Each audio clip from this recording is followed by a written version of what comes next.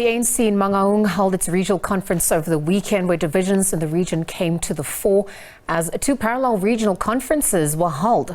Now, one which is seemingly configured by the provincial leadership elected Lawrence Mathai as chairperson.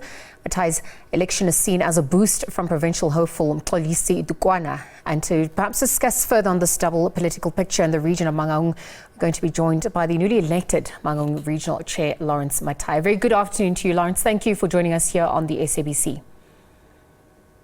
Afternoon to you and your SABC viewers. Thank you. Perhaps you could walk us through why were there two parallel regional conferences this weekend? Well, since September, as the IRC, the Interim Regional Committee, then we had submitted our roadmap to the IPC, which roadmap spells out some stages that needed to be undertaken before the final regional conference. This past weekend, we submitted a correspondence to the Provincial Interim Committee, where we informed them that arising from the National Verification Report, which gives us a green light as to the number of branches that qualifies for the conference, we then informed them that we are now at the stage where we will be convening our regional conference. And on Tuesday, this past Tuesday, as we said in the IPC meeting, because I, in my capacity as the convener of the Interim Regional Committee, I sit in the Provincial Executive Committee. We presented that report, and the IPC meeting noted the state of readiness of the region with regard to the convening of its regional conference.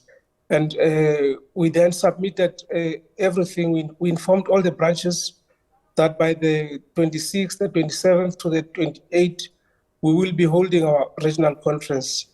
And just a day before we could even go to a provincial conference, there were three applicants from three branches which were not happy with regard to the dispute that were adjudicated on by the Provincial Dispute Resolution Committee as well as the National Dispute Resolution Committee. And they took us to court. And the court vindicated us that all those disputes were neither here nor there. They've been sufficiently dealt with internally. And as we were preparing for the conference, the next day, the three applicants, they then convened their own regional conference. So our regional conference was given a green light by the Provincial Executive Committee. All right, so Lawrence, just for clarity's sake, the provincial convener, Mxolisi Dukwana, was there to open your regional conference. Perhaps, are you then recognized by the IPC in the province? Yes, he was part of the 7th Regional Conference of the ANC because the IPC had mandated him to form part of our regional conference, and several other IPC deployees to the region formed part of the event.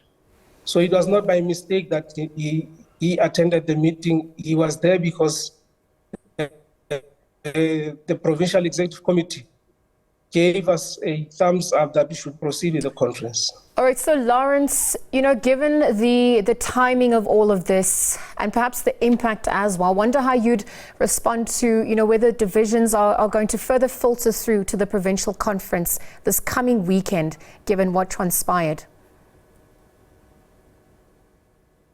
Well, it's normal during conferences that you would find different members of the organization crossing swords, but immediately after a conference, everything subsides. So we don't rule out differences as we proceed with our provincial conferences. It's really normal. But this is something that we are alive to as members of the organization. Lawrence, let me conclude this conversation, ask you a twofold question. Because I have you on the line, who do you support to take over the leadership of the province? And then lastly, will the instability in the ANC continue to perhaps also affect poor service delivery in the metro? Because ultimately leadership is about enforcing and looking after those who put you there. Well, I obviously support Dukwana to proceed with this leadership as chairperson of the province. It's only fair that you give him the chance to do so. For he was once appointed by the National Executive Committee to lead a team of able men and women in the interim provincial committee. And it's only fair and justifiable that you should allow him space to complete the task for which he was given to rebuild and unite the organization. With regard to the state of the municipality, it's really regrettable that things are not shaping up.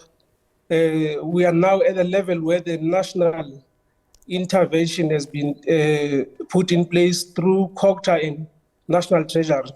But we are hopeful that things will get better as time goes on.